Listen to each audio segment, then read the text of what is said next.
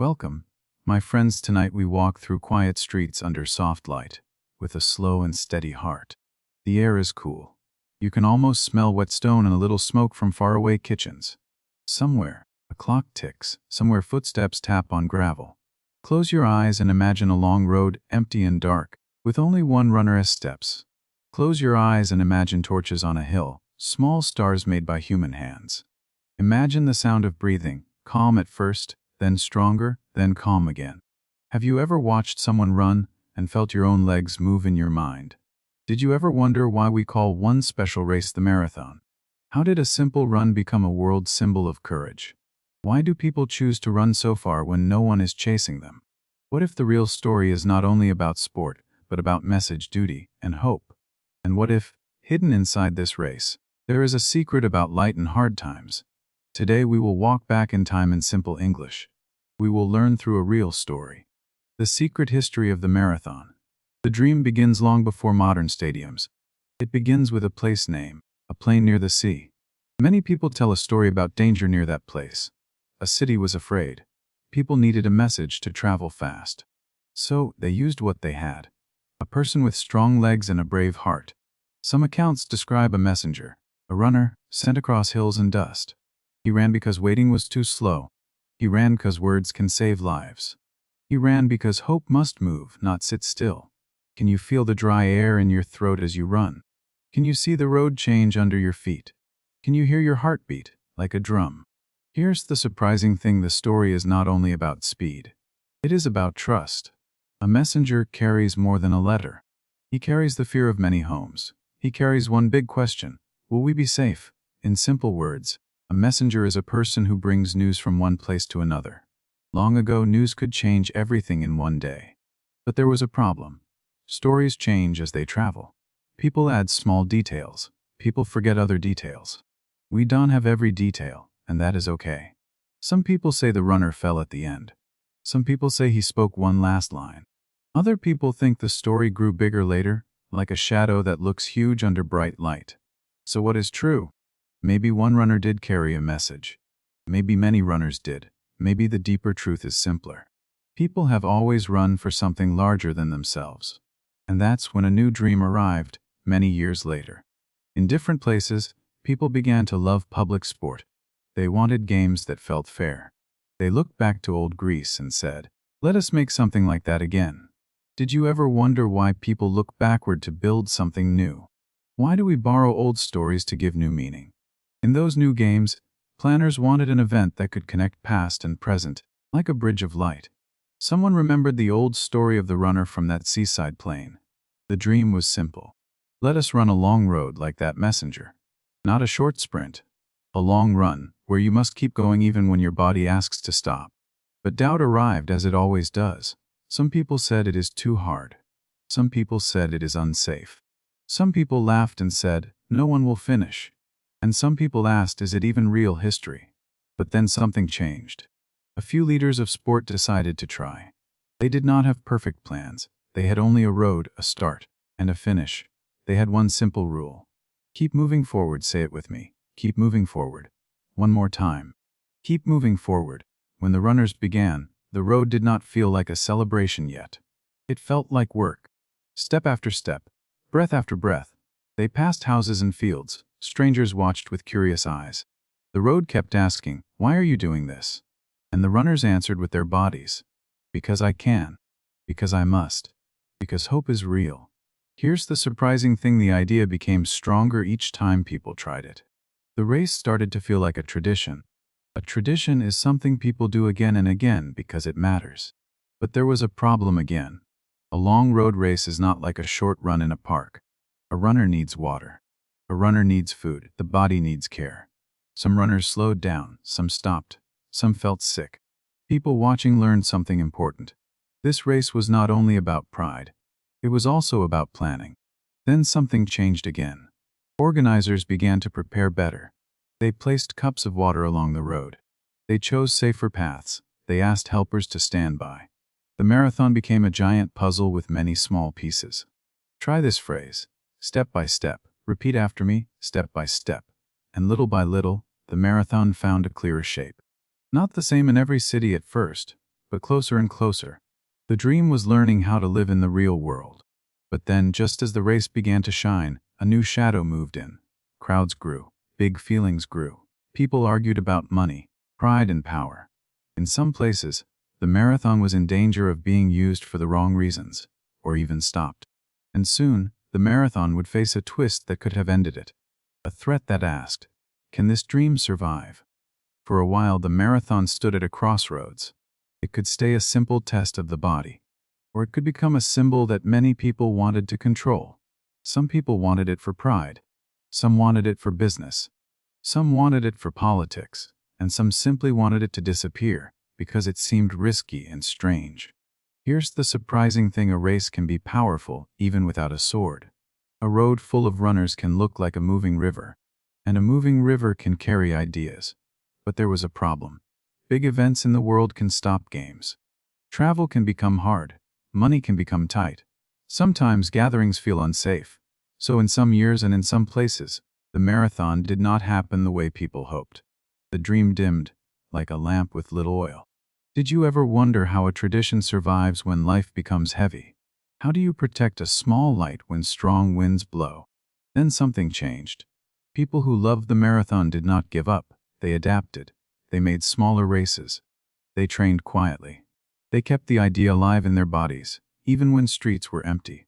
Because hope is not only a feeling. Hope is also a habit. And that's when another shift began. Leaders of sports started to agree on clearer rules. They wanted the marathon to mean the same thing around the world. They measured roads more carefully. They made systems for fairness. They learned how to plan water, safety, and crowds. A system is a set of steps that helps people do something again and again. In simple words, it is a good routine. Try this phrase. Good routines help us. Repeat after me. Good routines help us. As rules became clearer, the marathon became easier to share. A runner could travel and understand the race. A watcher could compare results. The race became a kind of common language. But here's the surprising thing: the marathon was also changing inside people's hearts. At first, many people saw it as something only strong athletes could do. But then, little by little, ordinary people began to enter. Why would an ordinary person choose a hard road? Why would someone wake up early, train in rain, and run until their legs feel like stone? For many, the answer was simple. They wanted to prove something to themselves. They wanted to heal after a hard year. They wanted to remember someone they loved. They wanted to feel alive under open sky and bright light. And that's when the marathon found a new role. The marathon began to save. Not by fighting, by helping. In many places, runners started to raise money for hospitals, schools, and care groups. They ran for people they had never met. They ran so that kindness could move, step by step, down a city street. They ran with names written on shirts with small pins, with simple messages like, "For you." Say it with me. I run for you. One more time, I run for you. But there was a problem again. When a race becomes popular, it can become crowded. It can become expensive. It can feel like a show, not a journey. Some people worried the marathon would lose its quiet meaning. So, many runners made their own meaning. They trained alone in the early morning. They ran slow. They ran with friends. They ran with a gentle heart. They remembered that the road is honest. The road does not care about fame. The road only asks, will you keep going? Have you ever felt that question in your own life? When work is hard, when learning is slow, when change feels scary, do you hear the road asking, will you keep going? Here's the surprising thing: in this way, the marathon became more than sport. It became a story people could live. And still, the old secret stayed inside it. The marathon began with a message. So even now, every runner is a kind of messenger. Not carrying a letter, but carrying a promise. I will not stop. I will bring my hope to the finish. Because when you run, you carry your past and your future together. You carry tiredness and light together. You carry doubt and courage together. And that's when we notice something else. The marathon is not only one day. It is many quiet days before that. It is the small training run when no one is watching. It is the choice to sleep early. It is the choice to drink water. It is the choice to try again after a bad day. A 2 English can do that too. It is not one perfect lesson. It is many small steps. Try this phrase. Small steps every day. Repeat after me. Small steps every day. So the marathon kept growing. New cities added races. New kinds of people joined. Some ran fast. Some ran slow. Some walked, then ran, then walked again. The road welcomed them all, like a long hallway of light. Then something changed again, in a simple and beautiful way. People began to watch not only the winners, but the last finishers too. They waited near the finish line in evening light. They clapped for tired steps. They handed out water and warm blankets. For a moment, strangers felt like neighbors. Have you ever seen someone finish with tears, and felt your own eyes get wet? What if the real victory is not beating others, but coming home to yourself? But then, just like the old stories, a new doubt returned. Some people asked, does the marathon still matter in a modern world full of screens? And others whispered, maybe it matters more than ever. Continue. The question about screens is a real one. Life is fast now. Many things pull our eyes and hands. News arrives in seconds. Videos play without stopping. So why would a person still choose a long road, one slow step at a time? Here's the surprising thing: the marathon is almost the opposite of the modern world. It asks for patience. It asks for silence inside your mind. It asks you to listen to your breath and to stay with yourself. And that is why, for many people, the marathon feels like clean water. Did you ever wonder why hard things can feel peaceful? Why does effort sometimes bring light to the mind? When you watch a marathon, you see a simple truth. At the start, everyone looks strong, people smile. Cameras flash. But later the smiles fade, the road gets quiet, the body gets tired. And that's when the real story begins. But then something changed again, in the most human way. The finish line became a place of stories. In the late afternoon, the air cools. Streetlights turn on, one by one. The crowd is smaller now, but softer too. People do not clap for speed, they clap for struggle. A runner appears in the distance, shoulders low, face tired. Each step looks like lifting a heavy door. And still, the runner comes closer. The eyes find the bright line ahead. The heart chooses hope again. Have you ever waited for someone you love to arrive? Have you ever thought, please, just make it home? And when they finally appear, do you feel light spread in your chest? Sometimes the runner crosses and does not shout. Sometimes the runner laughs, then cries. Sometimes the runner simply closes their eyes and breathes, like they are safe at last. Helpers place a medal, a small circle of metal, but the real prize is inside. I did it.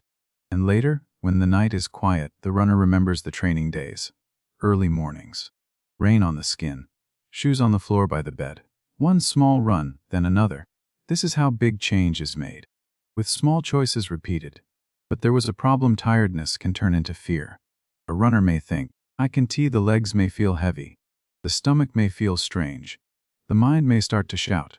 Then something changed. The runner learns a small secret. Do not fight the whole road. Only take the next step. Only find the next breath. Only reach the next corner. This is how the marathon teaches courage. Courage is not loud. In simple words, courage is the choice to continue, even when you feel unsure. Have you ever felt that kind of courage while learning English? When a word is hard, when a sentence feels long, do you want to stop? And then, do you try one more time? The marathon also teaches kindness. In many races, strangers help strangers. One person offers water. Another person offers a smile. Sometimes, someone slows down to stay with a tired runner. The road becomes a moving community. Why do people help like that? What makes a stranger feel like home for one small moment? Some people say it is because everyone shares the same struggle. And shared struggle can create shared hope. If we go back to the beginning, we can see the full circle. Long ago, a runner carried a message because people needed it. Today, runners still carry something. They carry a reason. They carry a name. They carry a wish. They carry hope like a small lamp in their chest. And the light spreads. Here's another surprising thing: you do not need to be the fastest to be part of this story. The marathon is not only for winners. It is for finishers. It is for people who choose a long promise and keep it. A promise can be small. I will train this week. A promise can be quiet. I will try again tomorrow. A promise can be brave. I will not give up. Say it with me. I will not give up. One more time. I will not give up. And that brings us to the legacy. The marathon became famous because it holds many meanings at once. It is history because it remembers old stories. It is sport because bodies can do amazing things. It is community because people gather and cheer. And it is a mirror because it shows us who we are when the road is long. Do you see the secret now? The secret is not only the distance. The secret is the message inside the distance. The message is simple. Keep moving. Bring your hope with you. Follow the light you can see. If the light is small, that is okay. A small light can still guide your feet. Tonight, as we slow down, think about your own life. What road are you walking right now? What are you building, step by step, even if no one is watching?